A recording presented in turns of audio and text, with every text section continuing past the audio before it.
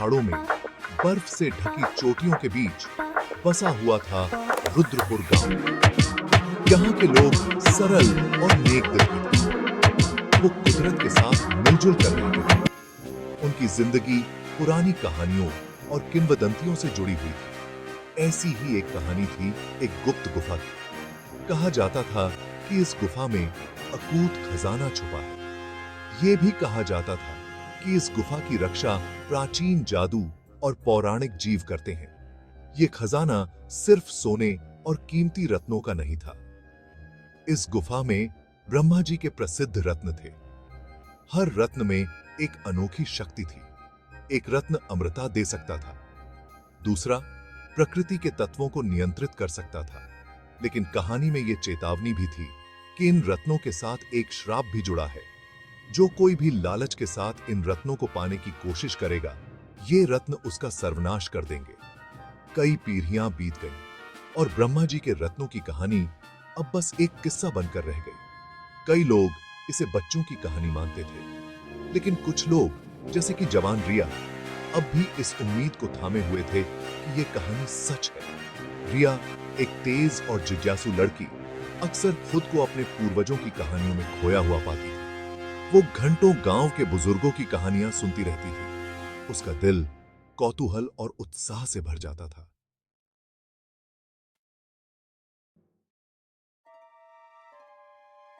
रिया अपने साहसिक स्वभाव के लिए जानी जाती थी। उसे रुद्रपुर के आसपास की ढलानों और घाटियों में घूमना बहुत पसंद था। वो अक्सर पास के जंगल में चली जाती थी, जिससे उसकी मां बहुत परेशान रहती थी।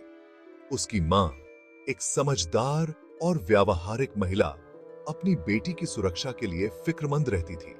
वो अक्सर रिया को डांटती थी और उसे जंगल में छिपे खतरों की याद दिलाती थी। एक दोपहर अपने रोज के रोमांच से लौटते समय रिया ने दो लोगों की धीमी बातचीत सुनी।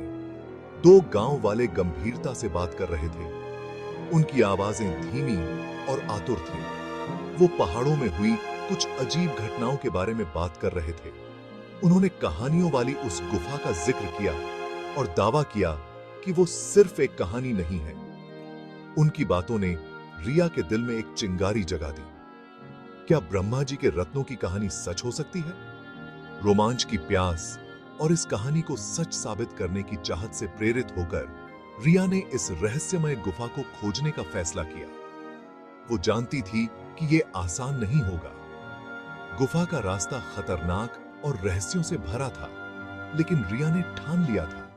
उसने हिम्मत जुटाई और खुद को आगे की यात्रा के लिए तैयार किया। रिया जानती थी कि वो इस खोज पर सबको बताकर नहीं जा सकती।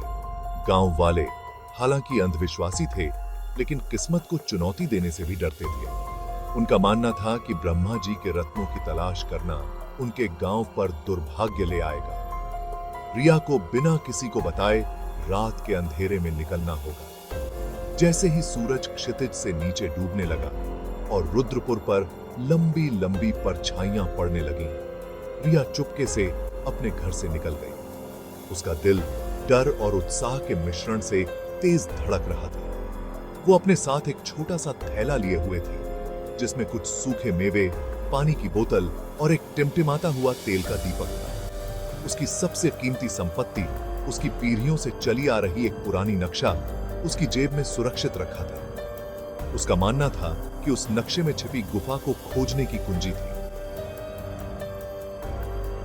नक्शे पर बने धुंधले चिन्हों का पीछा करते हुए रिया घने जंगल में चली गई। वो जितना आगे बढ़ती गई, जंगल उतना ही घना होता गया। हवा में चीड़ और गीली मिट्टी की गंध भर गई। रास्ता खतरनाक था, जो घनी झाड़ियों और चट्टानी रास्तों से होकर गुजरता था। लेकिन रिया आगे बढ़ती रही। उसका दृढ़ संकल्प कहानी और उसके हाथ में कसकर पकड़े हुए नक्शे से और भी मजबूत हो रहा था।